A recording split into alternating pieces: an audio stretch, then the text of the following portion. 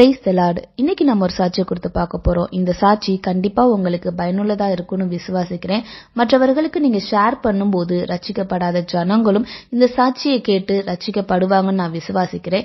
எல்லாரும் சாட்சியை கவனமா கேளுங்க, கடைசி வரைக்கும் கேளுங்க.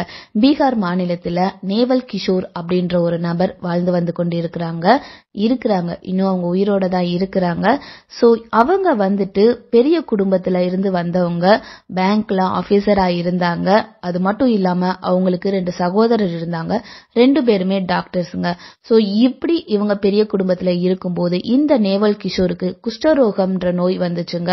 அந்த குஷ்டரோகம் எந்த அளவுக்கு இவங்களை பாதிச்சது அப்படின்னா தன்னுடைய மூக்க அது அரிச்சிருச்சு. சோ அந்த அளவுக்கு குஷ்டரோகம் இவங்களை பாதிச்சிருந்துச்சு.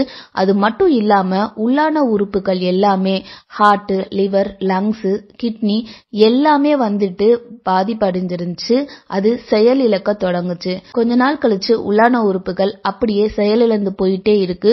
ரொம்ப இவங்க வீக் ஆகுறாங்க. தர்மங்கா இடத்துல மெடிக்கல் யூனிவர்சிட்டி ஹாஸ்பிட்டல் இருக்கு. அங்க இந்த அண்ணனை அட்மிட் பண்றாங்க. அங்க எல்லா டாக்டர்ஸும் இந்த நேவல் கிஷோரை பரிசோதனை பண்ணிட்டு அவ்வளவுதான், உங்க அண்ணன் பிழைக்க மாட்டாங்க, கொஞ்ச நேரத்துல இறந்துருவாங்க, ஏன்னா உள்ளான உறுப்புகள் எல்லாமே செயலிழந்து போயிருச்சு அப்படின்னு சொல்லிட்டாங்க. சோ அங்க இருக்கிற ஃபேமஸ் டாக்டரும் அவரை பரிசோதனை பண்ணிட்டு இல்ல இவங்க இறந்து போயிருவாங்க, உயிரோட இருக்கிறதுக்கு வாய்ப்பே இல்ல, கொஞ்ச நேரத்துல இறந்து போயிடுவாங்க, அதனால உங்க அண்ணனை ஊருக்கு கூட்டிட்டு போயிருங்க, ஒருவேளை அவங்க இங்க இறந்துட்டாங்க அப்படின்னா நம்மளோட ஹாஸ்பிட்டலுக்கு கெட்ட பேர் வந்துரும் அப்படின்னு சொல்லிட்டு அண்ணனை கூட்டிட்டு போக சொல்றாங்க. வேற வழி இல்லாம தம்பி ஒரு ஜீப்பை வாடகைக்கு எடுத்து அவங்களோட சொந்த கிராமமான சுதைன்ற கிராமத்துக்கு அவங்க போறாங்க. தன்னோட நேவல் கிஷோரோட மனைவியையும் கூட்டிக்கிட்டு அந்த ஒரு டாக்டர் தம்பி அண்ணனை கூட்டிட்டு போறாங்க.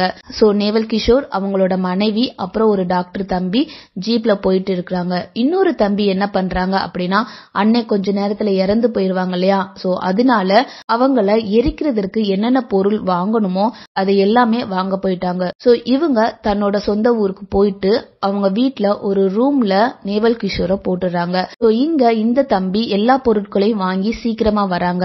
ஏன் அப்படின்னா நேவல் கிஷோரை எரிக்கிறதா தான் இவங்களுக்கு பிளான். ஏன் அப்படின்னா வட இந்தியால குஷ்டரோகிகளை எரிக்க கூடாது, அவங்கள தண்ணீர்ல தான் போடணும். அங்க இருக்கிற இது ஒரு சம்பிரதாயம். கர்ப்பிணி பெண்களையும் அவங்க எரிக்க மாட்டாங்க, தண்ணியில தான் போடணும். சோ மற்றவங்களுக்கு எல்லாத்துக்கும் தெரிய வந்துருச்சு அப்படின்னா பிரச்சனை பண்ணுவாங்க அப்படின்னு முடிஞ்ச அளவுக்கு சீக்கிரமா அவங்கள எரிக்கிறதுக்கு பிளான் பண்ணிட்டு இருந்தாங்க. குடும்பத்தார் எல்லாத்துக்கும் சொல்லிட்டாங்க. ஆனா இந்த நேவல் கிஷோர் இன்னும் உயிரோட தான் இருக்கிறாங்க. முழுசா அவங்க இறந்து போகவே இல்ல, உயிர் இருக்கதா செய்து. அவங்கள ஒரு ரூம்ல வச்சிருந்தாங்க. அப்போ அந்த வீட்ல கரண்ட் இல்லாம போயிருந்ததுங்க. அதுக்கு முன்னாடி அந்த வீட்ல குட்டீஸ் இருந்தாங்க. அவங்க டிரான்சிஸ்டரை ஏதோ ஒரு இது பண்ணி ஏதோ ஒரு சேனல்ல வச்சு விட்டு போயிட்டாங்க. அப்போ திடீர்னு கரண்ட் வரும்போது அந்த டிரான்சிஸ்டர்ல இருந்து ஒரு சிக்னல் ரேடியோ ஆன் ஆகி ஆகாஷ்வாணில ஒருத்தவங்க பிரசங்கம் பண்ணிட்டு இருக்கிறாங்க. லாசரு உயிரோட எழுப்பினாரு இயேசு அப்படின்னு சொல்லிட்டு பிரசங்கம் பண்ணி கொண்டு இருக்கிறத இந்த நேவல் கிஷோரோட காதுக்கு கேட்குதுங்க, மெல்லிய சத்தமா. அப்போ இந்த நேவல் கிஷோர் யோசிச்சுக்கிட்டே இருந்தாங்க, அப்போ நம்மளும் லாசருவ போல உயிரோட திரும்ப வந்துடலாம் போல அப்படின்னு அவங்க நினைச்சுக்கிட்டு இருக்காங்க. அப்போ அந்த ரேடியோல பிரசங்கம் பண்ணி கொண்டு இருந்த நபர் சொல்றாங்க, நீங்க எல்லாரும் இயேசுன்னு கூப்பிடுங்க, கண்டிப்பா கர்த்தர் உங்களோட நோயை குணமாக்குவார், லாசருவ உயிரோட எழுப்பினவர் உங்களை குணமாக்குவார்னு சொல்லும் போது அந்த நேவல் கிஷோர் சொல்றாங்க, 33 கோடி தெய்வங்களோட இவரை சேர்த்துக்கணும் போல, இவர் பேரையும் சேர்த்து கூப்பிடணும் போல அப்படின்னு நினைச்சுக்கிட்டு, சரி லாசருவை எழுப்பினார்ல, இந்த தெய்வத்தை நம்ம கூப்பிட்டு பாப்போம் அப்படின்னு சொல்லிட்டு அவங்க ஜோம் பண்றாங்க. இயேசுவே, எனக்கு உம்மை பத்தி தெரியாது, எனக்கு ஏதாவது செய்யும் அப்படின்னு சொல்லிட்டு பிரேயர் பண்றாங்க. இவங்க பிரேயர் பண்ணி முடிஞ்ச உடனே டபால்னு அவங்க எந்திரிச்சிடுறாங்க, எழுந்து நிக்கிறாங்க. அதுக்கப்புறம் வெளியில வரும்போது அவங்கள பார்த்து ஷாக்கான மனைவி வீட்டை விட்டு ஓடி தெருவுக்கு போயிட்டாங்க. ஏன்னா அவங்க இறந்து போயிருவாங்க அவ்வளவுதான் அவங்க நினைச்சு அழுதுகிட்டு இருக்கும்போது இவங்க நல்லபடியா எந்திரிச்சு வெளியில பார்த்தோன்னே அவங்க ஷாக் ஆயிட்டாங்க. அப்புறம் நேவல் கிஷோர் அங்க இருந்த நபர்கள்ட்ட சொல்றாங்க, என்னோட உள்ளுறுப்புகள் எல்லாமே நல்லாயிருச்சு அப்படின்னு சொல்றாங்க. யாராலுமே நம்ப முடியல. இத கேட்கும் போது நம்மளாலே நம்ப முடியல. அங்க இருக்கிறவங்களும் நம்ப முடியாம தான் இருந்தாங்க. ஆனா ஒன்று மட்டும் சரியாகலங்க நேவல் கிஷோருக்கு. என்ன அப்படின்னா அந்த குஷ்டரோகம் சரியாகவே இல்ல. கிட்னி, லங்ஸ், லிவர் எல்லாமே, ஹார்ட் எல்லாமே சரியாயிருச்சு. ஆனா குஷ்டரோகம் மட்டும் சரியாகவே இல்ல. இந்த ஜனங்கள் இத கேட்டு அவங்களுக்கு ஒண்ணுமே புரியல. அங்க படிச்ச நபர் ஒருத்தவங்க இருந்தாங்க. அவங்க நேவல் கிஷோர்ட்ட சொல்றாங்க, முசஃபர்பூர் அப்படின்ற ஒரு இடம் இருக்கு, அங்க குஷ்டரோகிய சரி செய்யற ஹாஸ்பிட்டல் இருக்கு, அங்க போனீங்கன்னா கண்டிப்பா உங்களோட குஷ்டரோகத்தை சரி செய்வாங்க அப்படின்னு சொல்லி அவங்களுக்கு வழி காமிக்கிறாங்க. இந்த நேவல் கிஷோரும் அந்த ஹாஸ்பிட்டல்ல போய் அட்மிட் ஆகுறாங்க. ஒரு நாள் அவங்க படுத்துக்கொண்டு இருக்கும்போது ரேடியோல இயேசுவோட பாட்டு கேக்குது, அதுக்கப்புறம் பிரசங்கமும் கேக்குது. இந்த சத்தம் எங்க இருந்து வருது அப்படின்னு பக்கத்து நபர்கிட்ட கேக்கும்போது, இங்க பக்கத்துல ஒரு சின்ன ஆலயம் இருக்கு, அங்க இருந்துதான் இந்த சத்தம் வருதுன்னு சொல்றாங்க. மறுநாள் இந்த நேவல் கிஷோர் அந்த சின்ன ஆலயத்துக்கு போறாங்க. அங்க உள்ள பாஸ்டர் பாவத்தை குறிச்சு பிரசங்கம் எடுத்துக்கிட்டு இருக்காங்க. இத கேட்டுட்டு நேவல் கிஷோர் நைட்டு படுக்குறாங்க. படுக்கும்போது தன்னை அறியாமையே அவங்க அழுக ஆரம்பிக்கிறாங்க. தான் செஞ்ச பாவங்கள் எல்லாமே கண்ணு முன்னாடி வந்து போச்சுங்க. சோ அப்போ நேவல் கிஷோர் சத்தமிட்டு அழுது, இயேசுவே என் வியாதி எல்லாத்தையும் குணமாக்குனீங்க, இத காட்டியும் நான் செஞ்ச பாவத்தை எல்லாம் நீங்க மன்னிச்சிருங்க அப்படின்னு அவங்க சத்தமிட்டு அழுத போது ஏசப்பா அவங்களோட பேச ஆரம்பிக்கிறாங்க.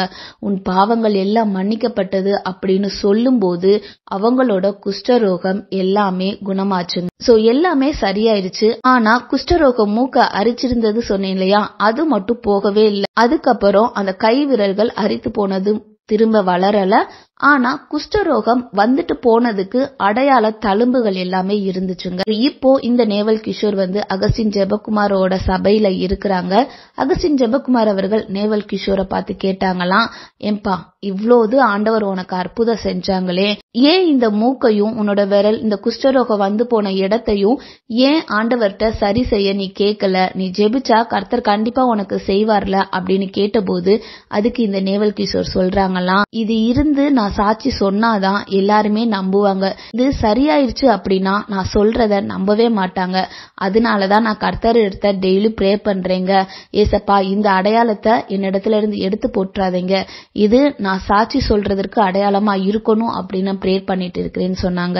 அதை பார்த்து அகஸ்டின் ஜெபக்குமார் அவர்கள் வியந்து போனாங்களாங்க. இந்த சாட்சியில இருந்து கர்த்தர் நம்மளுக்கு என்ன சொல்ல வராரு அப்படின்னா, நம்மளோட பாவத்தை அறிக்கை இடும்போது அது சின்ன பாவமோ பெரிய பாவமோ, பாவம் தாங்க, அந்த பாவத்தை நம்ம கர்த்தரிடத்துல அறிக்கை பண்ணினோம் அப்படின்னா நம்மகிட்ட தீராத வியாதி ஏதாச்சும் இருக்கும்.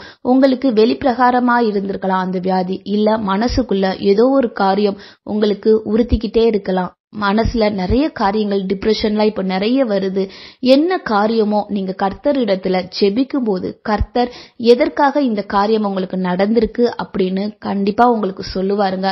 அப்படி சொல்லும் போது நீங்க தவறு பண்ணிருந்தீங்க அப்படின்னா அந்த பாவத்தை அறிக்கையிடுங்க. கர்த்தர் அந்த காரியத்திலிருந்து விடுவிக்க வல்லவராய் இருக்கிறார். கர்த்தர் நம்மள மன்னிக்கிறவராகவும் இருக்கிறாரு, குணமாக்குறவராகவும் இருக்கிறாருங்க. சோ இந்த காரியத்தை நீங்க மற்றவர்களுக்கு ஷேர் பண்ணுங்க. அவங்க ஒருவேளை ஏதோ ஒரு வியாதிப்பட்டு இருக்கலாம், அது பாவத்தினால வந்த வியாதியா இருந்துச்சு அப்படின்னா இந்த சாட்சி சொல்லும் போதே கர்த்தரிடத்துல அறிக்கையிட்டு சுகத்தை பெற்றுக்கொள்ளுவாங்க. சோ இந்த சாட்சி உங்களுக்கு பயனுள்ளதா இருக்கும்னு நான் விசுவாசிக்கிறேன். மற்றவர்களுக்கு இதை ஷேர் பண்ணுங்க, சப்ஸ்கிரைப் பண்ணுங்க. God bless you. Jesus loves you. Amen.